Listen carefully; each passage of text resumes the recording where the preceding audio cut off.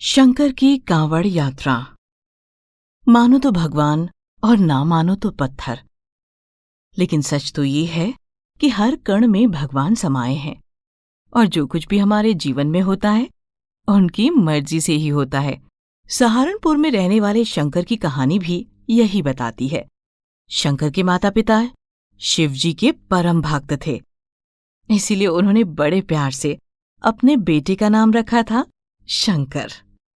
शंकर के पिता जुगल किशोर का कपड़े का कारखाना था। दोनों पति पत्नी हर सोमवार शिव जी के नाम का व्रत रखते और गरीबों को भर पेट खाना खिलाते। लेकिन शंकर को इस सब पर भरोसा नहीं था। उसे तो अपना नाम भी पसंद नहीं था। स्कूल में उसके दोस्त उसके नाम का मजाक उड़ाते तो उसे बहुत गुस्सा आता था। एक दिन स्कूल में, अरे दोस्तों, कल मेरे पापा मुझे पिकनिक लेकर जा रहे हैं। कल से छुट्टियां जो पड़ रही हैं। अरे तुम लोगों का क्या प्लान है? मेरे मम्मी डैडी तो मुझे वाटर पार्क लेकर जाने वाले हैं। वो देखो, शंकर आ गया। तुम कहाँ जाने वाले हो शंकर छुट्टियों में? हम लोग शायद सोमनाथ मंदिर जाने वाले हैं।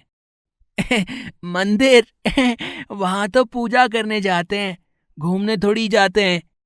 लेकिन चलो कोई बात नहीं, अपना शंकर भगवान शंकर के दर्शन करके ही खुश हो जाएगा। हे। शंकर के सभी दोस्त इस बात पर हंसते हैं और थोड़ी ही देर में अपने घर चले जाते हैं। शंकर बहुत उदास था। वो दुखी मन से घर पहुंचता है। तभी उसकी माँ कृष्णा उससे कहती है, शंकर, तू आ गया बेटा। तेरे पापा और मैं अभी अभी मंदिर से लौटे हैं। आज सोमवार था ना, जल्दी से हाथ मुंह धो ले बेटा, फिर भोले बाबा का प्रसाद खा लेना, ठीक है? फिर से प्रसाद?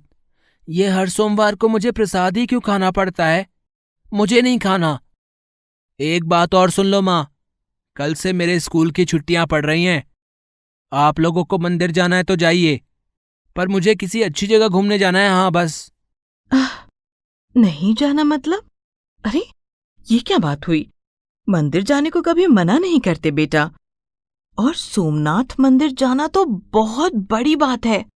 अरे, तेरे पापा और मेरी कई सालों से वहां जाने की बड़ी इच्छा थी। वैसे तेरे पापा तो कांवड़ लेकर हरिद्वार जाने का मन बना रहे थे, लेकिन मैंने ही तेरे बारे में सोचकर सोमनाथ जाने की बात कही ताकि तुझे अच्छा लगे। मेरे बारे में सोचा तुमने? क्या मजाक करती हो माँ तुम? मेरे बारे में कभी सोचा होता तो मेरा कोई ढंग का नाम ही रख दिया होता। शंकर कितना ओल्ड फैशन नाम लगता है। सब हंसते हैं मुझ पर। और आप लोग चले जाना मंदिर वंदिर, मुझे नहीं जाना। मैं घर पर ही रह लूंगा। हाँ। इतना कहते ही शंकर वहां से गुस्से में चला जाता है। कृष्णा के कई बार समझाने पर भी वो नहीं मानता। आखिर में वाटर पार्क ले जाने का वादा करके वो शंकर को मंदिर चलने के लिए मना लेती हैं। सभी लोग मिलकर सोमनाथ मंदिर जाते हैं। शंकर के माता पिता वहां जाकर बहुत खुश होते हैं। घर लौटते हुए शंकर के पिता अपनी पत्नी कृष्णा से कहते हैं, वाह कृष्णा, आज ये इच्छा भी पूरी हो गई। भगवान शिव के सोमनाथ स्वरूप के दर्शन करके वाकई जीवन सार्थक हो गया। ओम नमः शिवाय।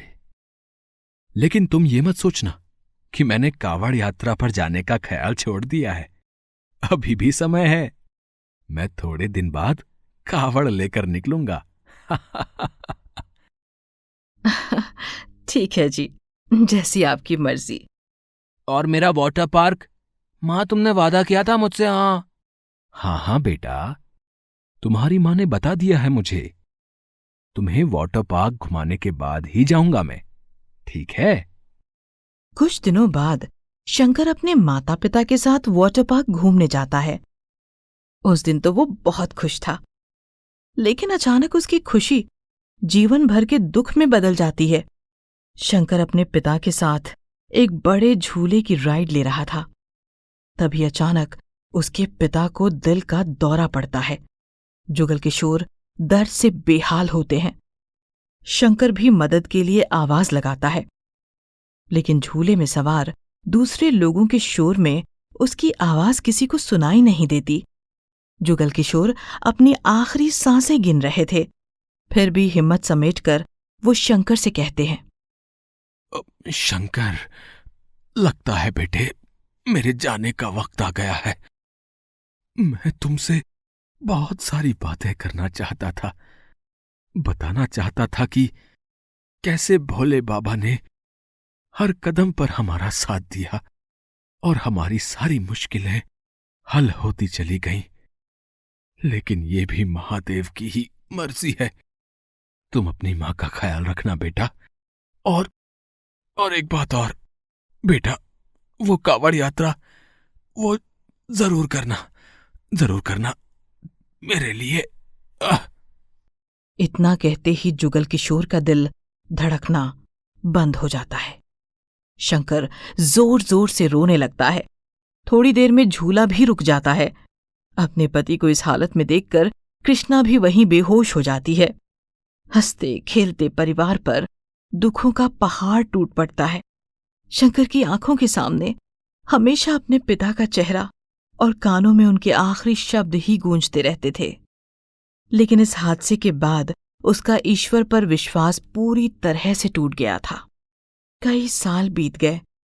कृष्णा ने किसी तरह घर चलाया, पर कारखाना बिक चुका था। हालत ये थी कि अब घर का गुजारा चलना भी मुश्किल हो गया था। शंकर ने पढ़ाई छोड़कर एक दुकान खोल ली और थोक में कपड़ा बेचने लगा।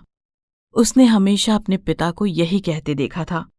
एक दिन उसकी दुकान पर एक साधु बाबा आते हैं और उससे कहते हैं, हर हर महादेव। बेटा, सोमवार का दिन है, भूखे बाबा का भला कर दो। महादेव तुम्हारी हर मनोकामना पूरी करेंगे बेटा। महादेव जी ने जो करना था कर लिया। आप ये 10 रुपए लो और जाकर कुछ खा लेना। परेशान लगते हो बेटा, सब्र रखो। भोले की लीला अपरंपार है। सावन का महीना आने वाला है। कावड़ लेकर जाने की तैयारी करो, फिर देखना सब ठीक हो जाएगा। हाँ, मैं भी चला जाऊं। और अपनी मां को किसके भरोसे छोड़कर जाऊं, हैं? अपने भोले बाबा के भरोसे, जो इतने भोले हैं कि अपने भक्तों को ही दुख देते हैं। देखिए, मुझे ये सब बातें नहीं करनी है। आप जाइए यहां से। मुझे बहुत काम करना है। जाइए आप यहां से। साधु बाबा वहां से मुस्कुराते हुए चले जाते हैं। उसी शाम घर पहुंचकर शंकर जैसे ही खाना खाने बैठता है तो उसकी मां कृष्णा उससे कहती है, बेटा, एक बात कहनी थी तुझसे। अब बस तू नाराज मत होना बेटा। मां, मुझे कुछ मत कहो। मैं जानता हूं। मैंने तुम्हें 1000 बार कहा है, आज फिर कह रहा हूं, मैं कावड़ लेकर कहीं नहीं जाने वाला। तुमने और पापा ने खूब भक्ति करके देख ली ना, क्या हुआ?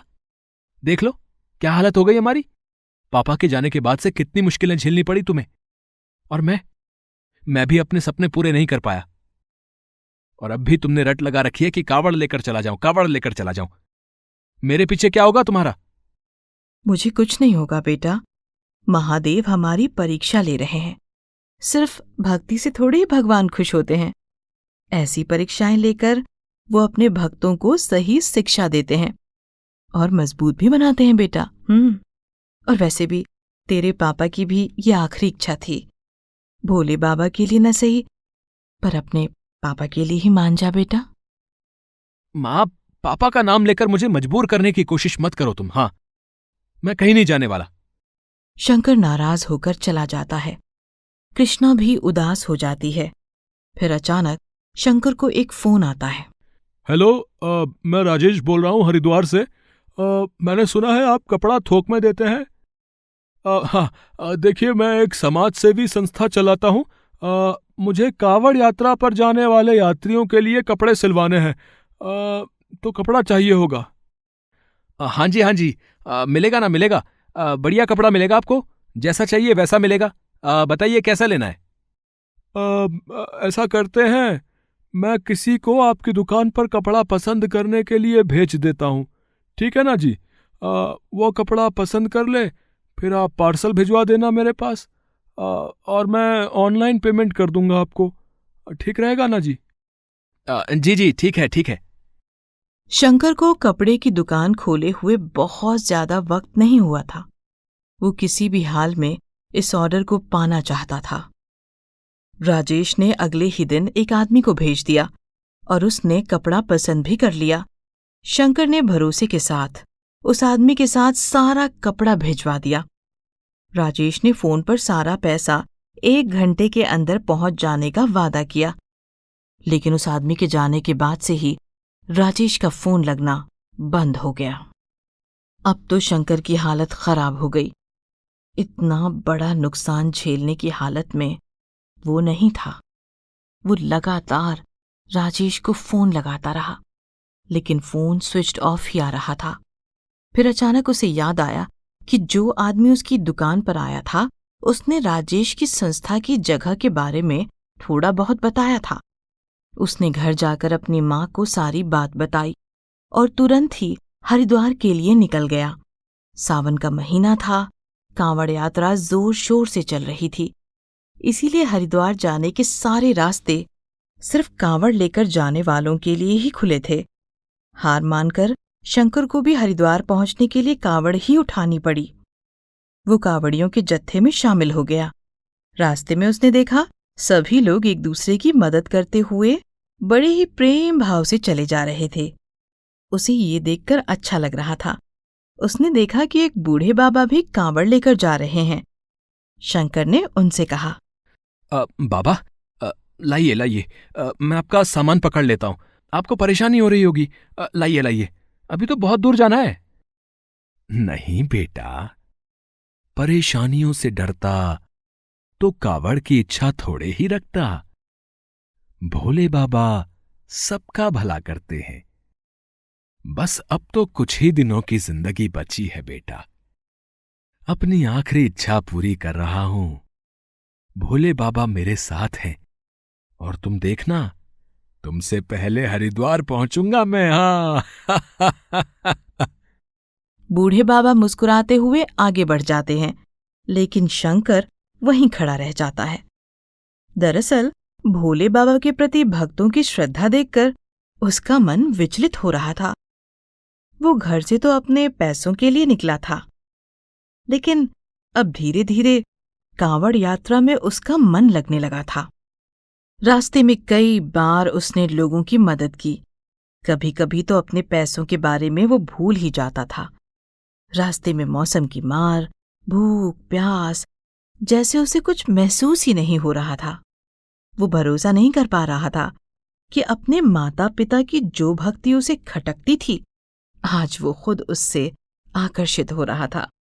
कई दिन चलने के बाद आखिरकार शंकर हरिद्वार पहुंच गया, लेकिन वहां पहुंचते ही उसने पहले राजेश को ढूंढने की कोशिश नहीं की, बल्कि उसके मन में गंगा घाट पर जाने की इच्छा हुई। अनजाने में ही सही, पर वो कांवड़ लेकर हरिद्वार पहुंच गया था। वो अपने साथियों के साथ ही रहा। गंगा घाट जाकर पूजा अर्चना की, फिर गंगा जल लेकर जब चलने लगा, तब उसके फोन की घंटी बजी। वो राजेश का फोन था। शंकर ने तुरंत फोन उठाया और गुस्से से बोला, राजेश भैया, आप तो बड़े धोखेबाज निकले हैं। ऑर्डर ले लिया और मेरे पैसे। मैं हरिद्वार में ही हूं, अपना पता दीजिए, मैं तुरंत आ रहा हूं। मुझे मेरे पूरे पैसे चाहिए। देखिए, मैं वैसे ही मुसीबत में हूं। अगर मेरे पैसे नहीं दिए तो मैं पुलिस लेकर आऊंगा वहां। हाँ। अरे भाई शंकर, अरे अरे अरे अरे अरे अरे रुको तो सही, रुको रुको रुको यार। अरे मैं जानता हूँ आप मुझसे बहुत नाराज हो। दरअसल मेरा फोन इसलिए बंद हो गया था क्योंकि वो मुझसे पानी में गिर गया था। तुम्हारा फोन नंबर भी उसी में था और ऑनलाइन पैसे भी मैं इसी वजह से नहीं भेज पाया। जो आदमी आपके यहाँ आया था ना, उससे भी यहाँ पहुँचने के बाद ही बात हो पाई। आप फिक्र मत कीजिए, मैंने आपके पूरे पैसे आपके घर पहुँचा दिए हैं। हाँ। अच्छा, लेकिन माँ से फोन पर मेरी कई बार बात हुई, उन्होंने तो मुझसे कुछ नहीं कहा। आप झूठ तो नहीं बोल रहे हैं? जी नहीं, उन्होंने मुझे भी आपको पैसे पहुंच जाने की बात बताने को मना किया था। अब मैं भी कारण समझ नहीं पाया। अब खैर, मैंने तो आपको नया ऑर्डर देने के लिए फ़ोन किया था। आपका कपड़ा बहुत अच्छा था। आपने बताया कि आप हरिद्वार में ही हैं। मैं आपको अपना पता भेजता हूँ, आप यहीं आ जाइए। मिलकर नए ऑर्डर की बात करते हैं। शंकर बताए गए पते पर पहुंच जाता है। इस बार उसे पहले से भी बड़ा ऑर्डर मिलता है। वो खुश हो जाता है और तुरंत अपनी माँ को फोन लगाता है। माँ, हर हर महादेव। हर हर महादेव बेटा, नाराज है मुझसे? नहीं माँ, नाराज नहीं हूं, बल्कि शर्मिंदा हूं माँ। मैं जानता हूं कि आपने मुझसे पैसे मिलने की बात क्यों छुपाई, ताकि मैं कावड़ यात्रा पूरी कर सकूं और उसकी अहमियत को भी समझ पाऊं। मैं अब समझ गया हूं मां। भोले बाबा हमेशा हमारे साथ हैं।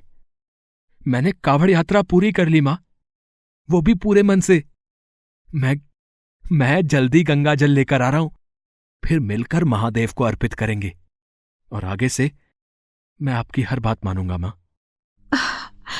जुग जुग जी मेरे बेटे, आज तेरे पापा बहुत खुश होंगे। तूने उनकी सबसे बड़ी इच्छा पूरी की है। आह, मेरे लाल, अब जल्दी से घर आ जा, घर आ जा बेटा। कृष्णा फोन रख देती है। शंकर कुछ दिनों बाद घर पहुंचता है। अब वो पहले वाला शंकर नहीं था, वो बदल चुका था।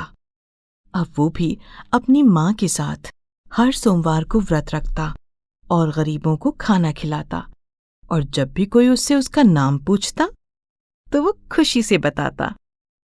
शंकर नाम है मेरा, मेरे पापा ने रखा था।